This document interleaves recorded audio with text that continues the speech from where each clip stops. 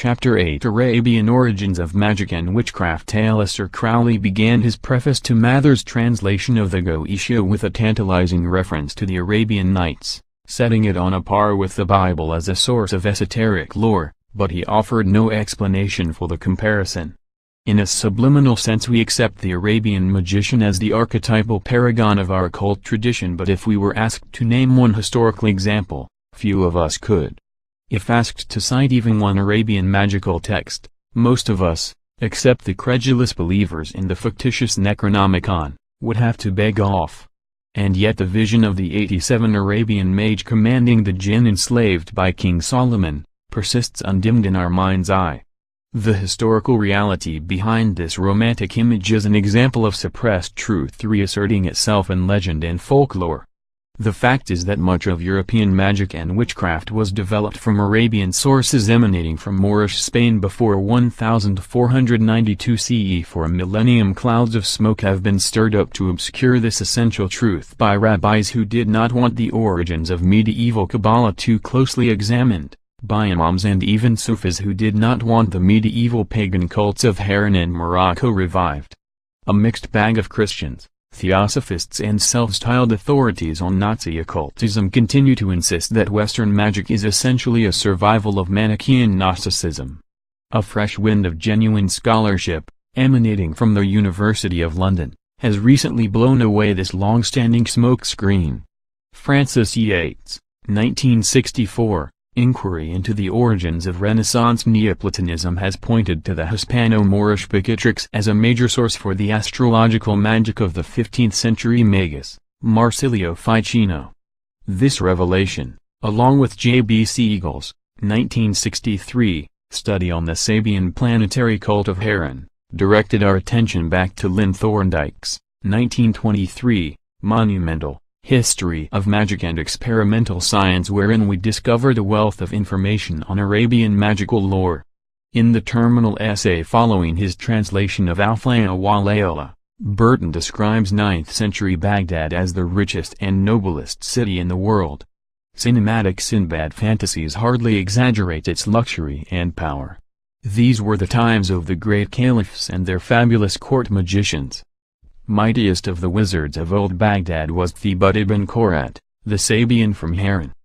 The Sabians were a mysterious race of celestial magicians who had lived in their ancestral city of Haran since before the time of Abraham. There they had perpetuated the astro-magical rituals of ancient Sumer and Akkad. To this arcanum they had added the Book of Enoch and the writings of Hermes Trismegistus. In the Quran, the Prophet had cited them as exempt from forced conversion to Islam and 88, so they were allowed to profess their pagan philosophy while serving the sultans as court astrologers and wizards. This is why the magic described in the Arabian Nights has such an obviously pagan character. The practice of attributing specific metals, perfumes, colors, jewels and geometric forms to the planets and magical rituals can be traced back to the Sabians. Although there was some interest among medieval Jews in astrology, the astrological planetary aspects of magic, and of the practical Kabbalah, are Sabian. Besides the great Sabian influence, we should also consider the writings of the 9th century Islamic sage, Al-Kindi, who authored a treatise called, The Theory of Magic Art or Stellar Rays, which was the precursor of Ficino's spiritus concept. The idea of man acting in synchronicity with the celestial pulse of a living universe goes back to Al-Kindi. The works of Al-Bumassar, Costa ben Luca and Rhasis should also be cited as major sources from which European magicians drew their inspirations. In the area of sexual magic we should consider the Beni Udra cult of sexual arousal without consummation, intended to raise enthusiasm which would be redirected into poetic inspiration.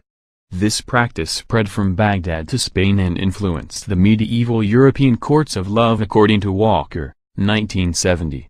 In the Kabbalistic perspective there is the question of language itself. Hebrew Kabbalistic gematria is based on a number-letter analog 89, which certainly triggers subconscious associations, but Arabic Kabbalah, Abjad, is based on root word analogs which are more direct in their deep structure associations.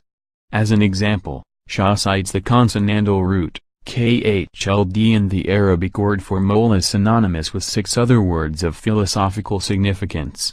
This is an intrinsic, unilateral system, whereas Hebrew 1 depends on a bilateral relationship with mathematics. His math analog is profoundly important in its own right, but the mathematical relationship also obtains in Arabic as well. For example, the barbarous names of the grimoires are of Arabic or Gnostic origin and are actually number formulas in letter form. Semitic paganism manifesting in Moorish Spain also seems to have been a major source of what became European witchcraft, a theory that Gerald Gardner himself lent support to in his novel, High Magic Said, 1949. Idries Shah, 1964, suggests that witchcraft grew out of the cult and totem of the Aniza tribe, the word for goat, ans, being cognate with Aniza.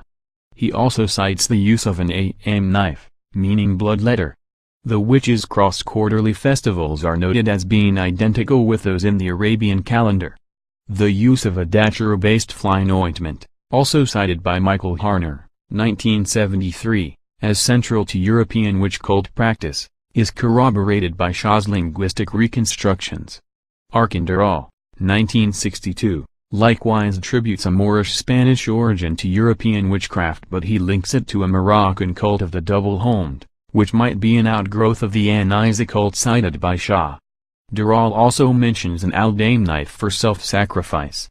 Most importantly, he credits the homed cult with a concept of reincarnation back into the same coven, which is strikingly similar to Gardnerian eschatology. Widdershin's circumambulation is shown to be originally Muslim in the worship of Nidisi St. Iyaswad, the black man, is traced to the Moorish horned cult. Our space is too brief to permit a full exegesis of this material. Readers who find this witchcraft theory disturbing are urged to read the sources before forming an opinion. Finally, we should remember that the Goetia of the Lemmigton calls forth the jinn from the brass vessel of King Solomon in accord with Arabian legends of Magick. V. Solomon's secret seal, with which he stoppered the jinn inside the vessel according to the Goetia, was the ancient Carthaginian Tanitrum, the double-homed glyph of the North African moon goddess. This symbol, surmounted by the Sabian planetary septagram, is the insignia of the Ordo Templius Tarts and should serve as a continual reminder of our rich legacy from the wizards of Old Baghdad and the sorcerers of Morocco.